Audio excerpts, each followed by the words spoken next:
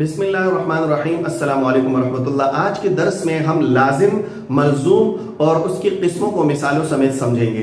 دیکھیں، پچھلے درس میں ہم نے دلالت التزامی کی تعریف یہ پڑھی تھی کہ دلالت التزامی یہ ہے کہ لفظ اپنے معنی موضوع لہو پر دلالت نہ کرے بلکہ معنی موضوع لہو سے ہٹ کر ایک معنی خارجی پر دلالت کرے جو کہ معنی موضوع لہو کے ساتھ لازم ہو۔ ٹھیک ہے، اس کی کئی مثالیں ہم نے پڑھی تھی۔ جیسے اس کی مثال یہ ہے کہ کچھ دوست ہیں آپس میں، اور اس میں سے ایک اپنے باقی ساتھیوں سے کہتا ہے کہ بھائی آج میری طرف سے آپ سب لوگوں کے لیے سپر ہائی وے میں جو ہے شنواری ہوٹل میں دعوت ہے۔ ٹھیک ہے، آج میں آپ لوگوں کو دم پوخ کھلاؤں گا۔ تو باقی ساتھی اس دعوت کرنے والے کو بولتے ہیں کہ بھائی آپ تو بالکل حاتم طائی ہو، آپ تو حاتم طائی ہو۔ ٹھیک ہے، تو اب یہ ان کا یہ حاتم طائی کا لفظ بولنا یہ دلالت التزامی، بدلالت التزامی اس سے سخاوت مراد ہے، کیونکہ عام طور پر ایسا ہی ہوتا ہے کہ لفظ حاتم طائی بولتے ہیں اور اس سے اس کا لازمی معنی یعنی سخاوت مراد لیتے ہیں، کیونکہ حاتم طائی کا معنی موضوع لہو تو وہی مخصوص آدمی ہے جو کئی سالوں پہلے فوت ہو چکا ہے۔ تو یہاں پر جو اس کے ساتھ لازمی چیز ہے وہ ہے سخاوت۔ تو ان ساتھیوں کا یہ کہنا کہ آپ تو بالکل حاتم طائی ہو کہ ہمارے لیے آپ دعوت کر رہے ہو شنواری میں، تو ان کا حاتم طائی بول کر اس سے ایک خارجی معنی مراد لیا جو کہ وہ خارجی معنی اس معنی موضوع لہو یعنی حاتم طائی کے ساتھ لازم تھا، اور وہ ہے سخاوت۔ یا مثال کے طور پر ایک ساتھی اپنے باقی ساتھیوں کی دعوت کرتا ہے چائے کی، اور اس کو گھر پہ بلاتا ہے ان کو، ٹھیک ہے، ان کو گرم گرم چائے ان کے سامنے رکھ دیتا ہے۔ ٹھیک ہے، تو ایک ساتھی چائے کا کپ اٹھا کے جیسے ہی منہ کے ساتھ لگاتا ہے ہونٹوں کے ساتھ، تو کہتے ہیں اف، یقین جانو یہ تو بالکل آگ ہے۔ ٹھیک ہے، تو اب یہ جو یہ کہہ رہا ہے کہ یہ تو بالکل آگ ہے، اس کا یہ مطلب نہیں ہے کہ وہ جلنے والی آگ ہے، بلکہ اس کا آگ کو بول کر اس کا مراد، اس کا آگ کا لازمی معنی ہے وہ ہے حرارت، تپش اور گرمائش، کہ چائے تو بالکل اتنی زیادہ گرم ہے گویا کہ آگ ہے۔ ٹھیک ہے، تو یہاں پر آگ بول کر اس سے حرارت اور گرمائش مراد دیا، کیونکہ جہاں پر بھی آگ ہوگا تو اس کے ساتھ گرمائش، تپش اور حرارت جو ہے وہ لازم ہوگی۔ ٹھیک ہے، تو آگ بول کر اس سے ایک معنی خارجی مراد دیا جو کہ حرارت ہے۔ ٹھیک ہے، یا مثال کے طور پر ایک ساتھی ہے بہت زیادہ تیز ہے، ٹھیک ہے، تو باقی کہتے ہیں کہ یار آپ تو بالکل چیتے ہو۔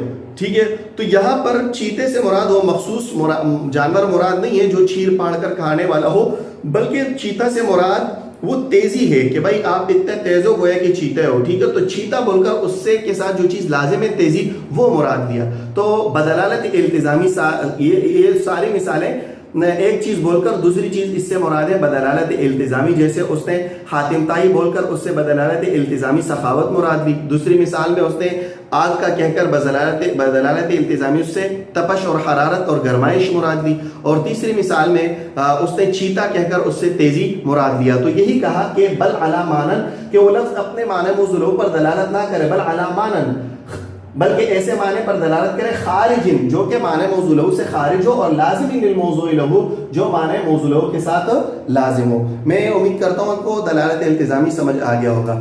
اب بات یہ ہے کہ جو ہم کہتے ہیں دلالت التزامی کہ بھائی لازم ہو، لازم، یہ لازم کیا چیز ہے؟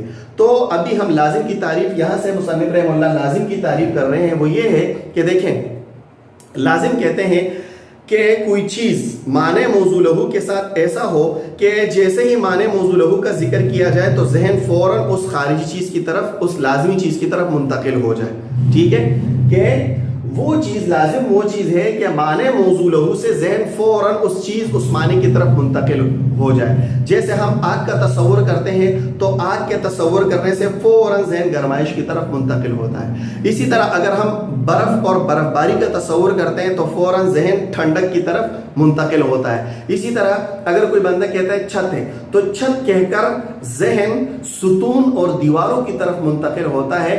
کیونکہ ایسا کوئی چھت دنیا میں نہیں ہے سوائے آسمان کے جو بغیر ستون اور بغیر دیواروں کے بنے۔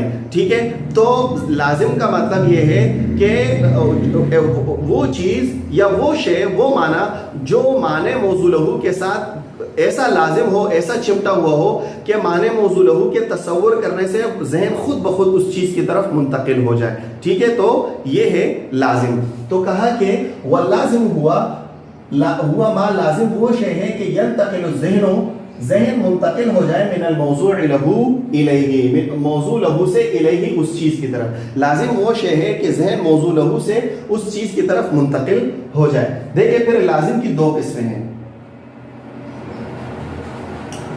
لازم کی جناب پھر ہے دو قسمیں، لازم بین بمعنی الاخص، لازم بین بالمعنی الاخص، اور دوسرا ہے لازم بین بمعنی الاعم۔ دیکھیں یہ لازم بین بمعنی الاعم اور اخص اور لازم بین بمعنی الاخص، یہ اعم یہ جو ہے یہ کیا چیز ہے، ٹھیک ہے۔ دیکھیں لازم بین بمعنی الاخص یہ ہے کہ ملزوم کے تصور کرنے سے ذہن ڈائریکٹ اس لازم کی طرف منتقل ہو جائے، ٹھیک ہے۔ جیسے مثال کے طور پر ہم نابینا کا لفظ سنتے ہیں تو نابینا کا لفظ سننے سے تصور کرنے سے فوراً ذہن آنکھوں کی طرف منتقل ہوتا ہے، ٹھیک ہے۔ جیسے اعمى کی دلالت بصر پر، یعنی جیسے ہم نابینا کا لفظ سنتے ہیں تو فوراً ذہن آنکھ کی طرف منتقل ہوتی ہے، کیوں؟ کیونکہ نابینا کہتے ہی اس کو ہے جس کی آنکھیں تو ہو لیکن کسی وجہ سے ضائع ہوئے ہو، عدم البصر کو کہتے ہیں، ٹھیک ہے۔ یا جیسے مثال کے طور پر ہم لنگڑے کا سنتے ہیں تو لنگڑے کا تصور کرنے سے ہی ہمارے ذہن فوراً ٹانگ کی طرف منتقل ہوتی ہے، تو یہ ہے لازم بین بمعنی الاخص، ٹھیک ہے۔ جیسے اعمى کی دلالت بصر، ٹھیک ہے۔ اور لازم بین بمعنی الاعم یہ وہ لازم ہے کہ ملزوم کے تصور کرنے سے اور معنی موضوع کے تصور کرنے سے ڈائریکٹ ذہن اس لازم کی طرف منتقل نہ ہو، بلکہ پہلے ملزوم کا تصور کریں گے اور پھر لازم کا تصور، پھر ان دونوں کے درمیان نسبت کا تصور، پھر ان تینوں کے تصور کرنے کے بعد ہمیں لزوم پر یقین آ جائے، یعنی ان لازم اور ملزوم کے درمیان ایسا تعلق نہ ہو کہ ملزوم کے تصور کرنے سے لازم کی طرف فوراً ذہن منتقل ہو جائے، بلکہ ان دونوں کا تصور کرنے کے بعد نسبت کا بھی تصور کریں اور پھر نسبت کے تصور کرنے کے بعد لزوم پر یقین حاصل ہو جائے۔ جیسے مثال کے طور پر انسان کی دلالت قابلیت علم پر، ٹھیک ہے۔ تو انسان جب ذہن میں آتا ہے تو فوراً قابلیت علم اور فنی کتابت ذہن میں نہیں آتا، بلکہ انسان کا پہلے انسان تصور کر سکتا ہے کہ بھائی وہ ذات جس میں قوت گویائی ہو، اور پھر فنی کتابت اور قابلیت علم کا تصور کرتا ہے، پھر دونوں کے درمیان نسبت کا سوچتا ہے کہ یار کوئی اور جاندار بھی ایسا ہے کہ جس میں قابلیت علم ہو اور علم حاصل کرنے کی صلاحیت ہو اور لکھنے کی صلاحیت ہو، نہیں ہے۔ یہ وہ جاندار کر سکتا ہے کہ جس میں عقل ہو، شعور ہو، جس میں نطق ہو، ٹھیک ہے۔ تو ان دونوں کے تصور اور نسبت کے بعد لزوم حاصل ہوتا ہے کہ بھائی فن کتابت یا قابلیت علم یہ انسان کے ساتھ لازم ہے۔ تو یہ یہ جو اعمى کی مثال، اعمى اور بصر کی مثال ہے، یہ لازم بین بمعنی الاخص کی ہے، اور جو دوسرے قابلیت علم فن کتابت کی مثال ہے یہ لازم بین بمعنی الاعم کی ہے۔ یہاں دیکھیے ذرا، کہا کہ کدلالت الانسان علی قابل العلم و صنعت الکتابت، جیسے انسان کی دلالت قابلیت علم پر اور فن کتابت پر، ٹھیک ہے۔ تو یہ مثال ہے لازم بین بالمعنی الاعم کی، کہ ملزوم کے تصور کرنے سے لازم کا تصور ڈائریکٹ نہ آئے، پہلے ملزوم کا تصور کریں گے، پھر لازم کا، پھر نسبت کا، ان کے درمیان ان کے بعد جو ہے وہ لزوم کا یقین حاصل ہوگا، جیسے ان کی مثال ہم نے پڑھی۔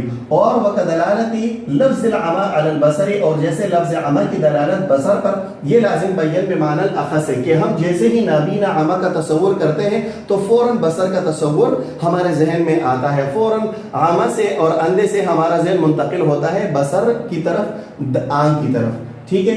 اچھا، اب یہ تو لازم کی دو قسمیں تھی، اب ہاں یہ لازم کے ساتھ لزوم بھی ہے، تو دیکھو بھائی لزوم کی تین قسمیں ہیں، ٹھیک ہے۔ ایک ہے لزوم ماہیت، دوسرا ہے لزوم ذہنی،